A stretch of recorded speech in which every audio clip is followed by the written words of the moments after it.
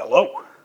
So, behind this door is my studio, and today we're going to go through and do a bit of a tour and have a look at what the studio currently looks like as of the start of 2022. Now, studios change over time, instruments come and go, things get upgraded. Sometimes you want to declutter and get rid of a lot of equipment. Other times you can't get enough equipment.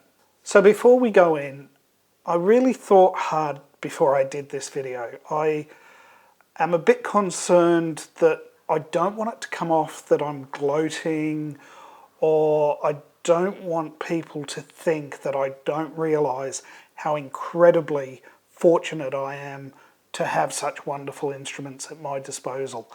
I really want you to understand that it's taken a lot of my life to get to this point where I've got these instruments, where I've got the skills to repair these instruments, and I've gone through some pretty tough times in my life, trust me. It's not that I've got millions in the bank, it's not that my family is incredibly affluent. I've had to work very, very hard. So with that in place, let's go into the studio.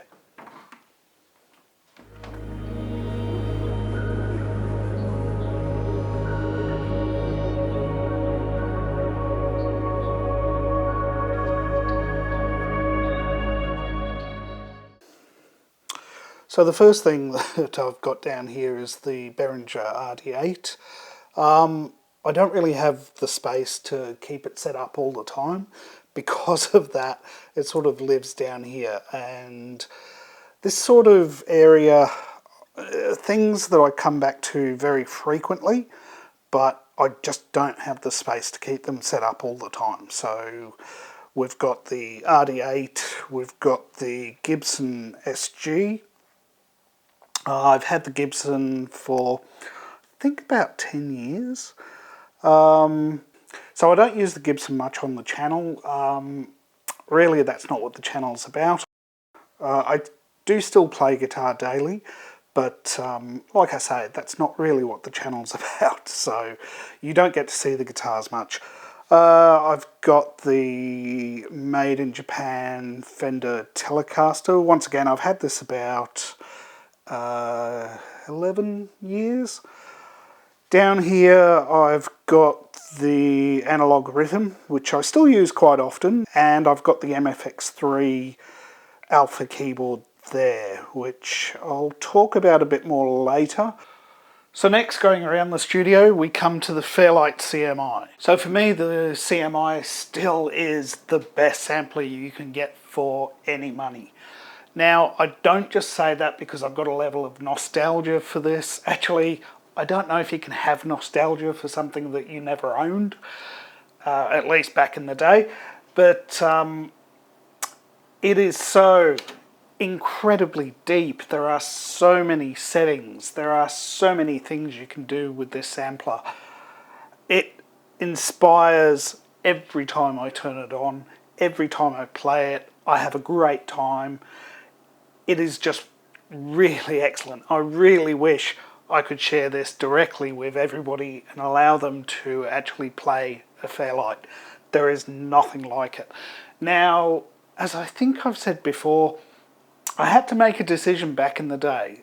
Did I get a Fairlight Series 1, the one with the green screen and the light pen, or did I move to the Series 3 with 32 meg of sample RAM, hard drive storage, awesome menu system, a really deep system, as I keep saying. In the end, I decided I had to have the Fairlight Series 3, and I managed to find one at what was then a really good price. Now it's an incredible price. It didn't come with a keyboard, so the first few videos I did with the Fairlight, I didn't have the keyboard. I had the Alpha keyboard, I had a monitor, not quite as good as this one, and of course the mainframe. So over time I've expanded. I got in a keyboard, I did a few upgrades, I put in a SCSI to SD card. Still nothing sounds like this sampler. It's got a general air quality to the top end, so everything you put in gets just a little bit of punch. There's a bit of resonance added, I think, when you're playing back through the sound cards as well. And of course, it's got a massive bottom end, so you put bass or drums through this and they sound truly amazing. I can go on about the Fairlight CMI, and I do, forever. It's still a wonderful instrument. Now, obviously, I don't use the Fairlight for everything with sampling in it. A lot of the modern sample libraries, unfortunately, you can't load into a Fairlight CMI. But I do use this as my main sampler. I do create my own sample libraries on it. It is totally one of the core pieces of the studio. So as I mentioned last year, I did a major change up. So for the last 10 years, 15 years, I've been using MIDI as a way to get sequence data into the DAW and obviously control things that don't have a keyboard, and occasionally I would use it as a clock source, but largely I was trying to play everything. If I was playing a sequence or something, I would just let the internal clock on the device actually handle that. I decided to change that up recently. I'm trying to focus a little more on beat-driven instrumentation at the moment, and that's where this comes in. So I'm using the MPC now as the heart of the studio. That actually runs all the MIDI for the studio. I can just switch MIDI devices here. Super easy. I can record sequences. One of the really cool things I found with it is I can set different bar lengths, but I can actually duplicate the MIDI tracks. So if I start a really simple bass line or something like that, and I only have 2 notes, and that 2 notes repeats in a very tight pattern, I can then create a second MIDI track with the same instrument and have that go over 16 bars or 32 bars and actually add flavour to that. So it's a really great creative tool, and this is exactly what the MPC was designed to do in the first place, to be the centre of the studio. So beside the computer that's still used for recording and mix down and things like that, the MPC controls everything. Moving on from the MPC, I've still got the Pro 2. One of the reasons I bought the Pro 2 back in the day was it came with this 32-step sequencer. Now, at the time, so we're going back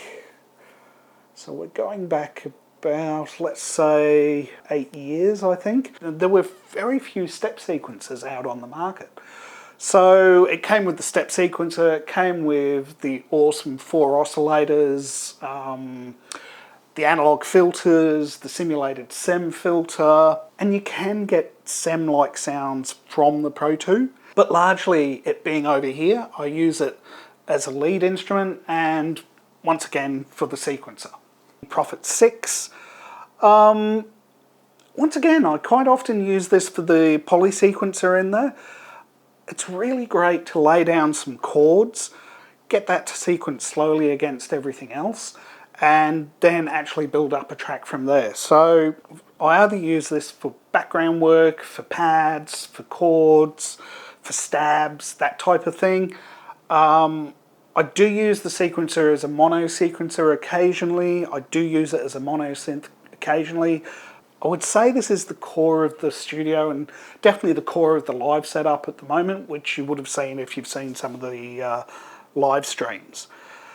And I've got hiding away here that I'm standing in front of the Revolution 309. Now, the sequencer in this is quite plain. It can do some really cool things, but yeah, life's a bit too short to play with this sequencer too long. So mostly I sequence that once again from the MPC. I've got each of the kick, snare, hi-hat, percussion set and bass set up as a separate MIDI channel in the MPC. So I can either play that in using a keyboard, or I can still step sequence, but once again without chaining those step sequences. That way of working does become quite limited. So once again, the MPC drives the value in that unit. And It's got a lot of the classic, 808, 909, 606 sounds in it, and it's just a quick, easy way to get some beats in. And then of course, right at the bottom here, we've got the Quantum. So I find I use the Quantum mostly as a way to manipulate sound. So I'll bring in a sample and I'll use either the wavetable engine, or I'll use the particle synthesis, or I'll use the resonator, or even the FM side. We should do a clip on the FM side. I use them to actually create new sounds, new textures, so really a lot of the time when I'm going for sustained drones that change and morph over time, this is what I'm using the Quantum for. For interesting textures made from everyday sounds, Quantum is amazing for it. And of course, those classic wavetable sounds. So it's a little more noisy over here. I've got both the Synclavia and the Fairlight 1X on. And there's a lot of fans in those systems. So let's take a look at what we've got. So this rack's almost entirely digital. If we take the Moog source out of the picture, 100% everything here is digital. So let's take a further look. So I've got the Virus Indigo right here at the top. Once again, that's linked back to the MPC, so I can control that from anywhere in the studio. This is still an amazing synth. Like, wow, we're talking this thing's probably 20 years old at this point, or very close to it. And besides the display that I had to replace recently, it's pretty rock solid, and it makes amazing sounds. It's a little menu divey these days compared to a lot of other synths, but you can do some really amazing things. So I use this for leads, I use it for textures, I use it for pads. One of the best things is it's got a really in-depth arpeggiator built in, and I use that mostly as a rhythm creator. So I'll use the resonance to really peak out the sequence that's being driven by the arpeggiator, and I'll normally modulate the cutoff or the secondary cutoff, or put a bandpass filter on there, and it's really a great way to create interesting and unique rhythms. A lot of the sounds on Lander that are not from the Nord came from this. Then we've got the Synclavia. So the Synclavia clips are still some of the most popular clips on the channel. It's an amazing instrument. It really is. It really is an amazing instrument. The Synclavia is almost entirely driven from discrete logic. What that means is there's no central processor chip. It's just made up of the individual components that normally get combined to create a microprocessor. So there's a lot of logic in there. So a lot of people think there's something analog going on here. It's really just running code. Basically, the FM on here, as far as I understand it, and my friend Jean Bernard definitely knows a lot more about this than I do, but it's basically creating the FM by using lookup tables. So there's lookup tables where the calculations are all pre-done and applies that data to the sound being created. I hope I've got that right. I don't use it as much as I should. I know that sounds terrible. I sound like I'm a hoarder. Maybe I am.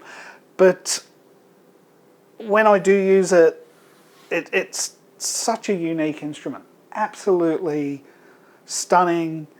And as I keep saying, the code running on here is art. It is just amazing what has been able to be done here. So yeah, it's an amazing instrument. I'm super lucky to have this in the studio.